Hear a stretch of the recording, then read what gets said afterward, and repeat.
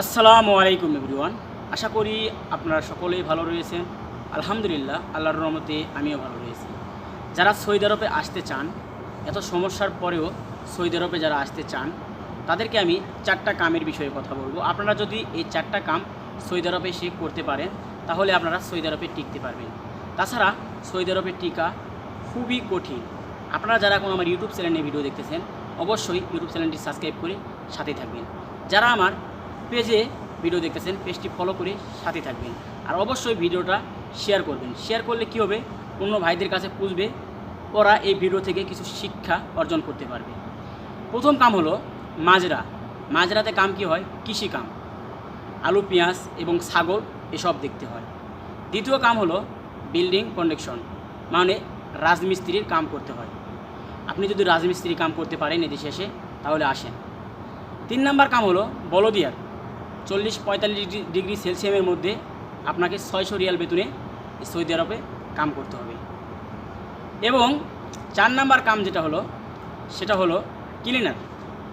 আপনি যে কোনো ক্লিনারের কাম পাইতে পারেন। হাম্মাম টাম্মাম ক্লিন করতে হতে পারে, ফ্লোর ক্লিন করতে হতে পারে। 12 ঘন্টা ডিউটি, কোনো বন্ধ নাই, বছরেও কোনো বন্ধ নাই। যে কোনো মাতামে হতে পারে, যে কোনো অফিস কারখানা হতে পারে, আপনার বন্ধ থাকবে না, 12 ঘন্টা ডিউটি করতে হবে।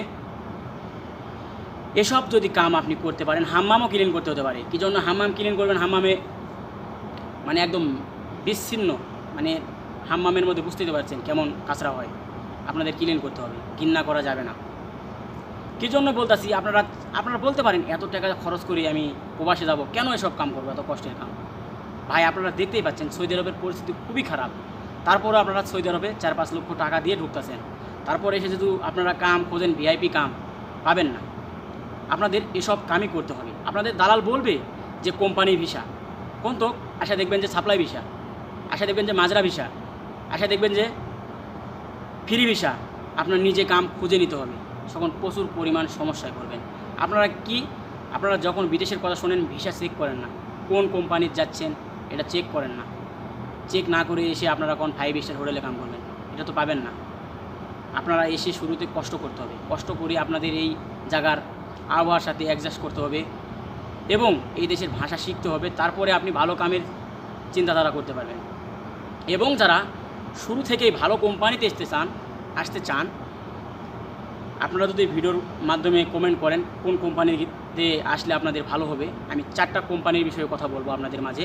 আপনারা যদি কমেন্টে শুনতে চান কোন 4 কোম্পানিতে আসলে সৌদি আরবে আপনাদের লাইফ সেটেল, কমেন্টের মাধ্যমে বলবেন, তাহলে পরবর্তী ভিডিওতে আমি ওই 4টা কোম্পানির কথা বলবো।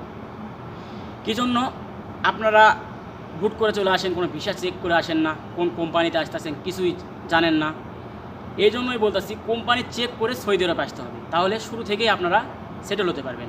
এবং অবশ্যই আপনারা কমেন্টের মাধ্যমে জানাবেন, আপনারা যদি 4টা কোম্পানির বিষয়ে জানতে চান, তাহলে আমার কমেন্টে বলবেন। পরবর্তীতে ওই 4টা কোম্পানির বিষয়ে আমি আপনাদেরকে ভিডিও করব, মানে আপনাদের মাঝে ভিডিও তুলে ধরব।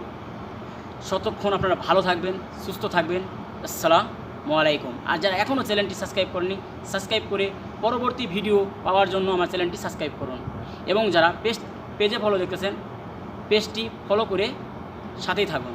পরবর্তী ভিডিও আপনার ছাড়ার সাথে সাথে আপনি সঙ্গে সঙ্গে পরবর্তী ভিডিও আপনার কাছে পৌঁছায়। ভালো থাকবেন, সুস্থ থাকবেন।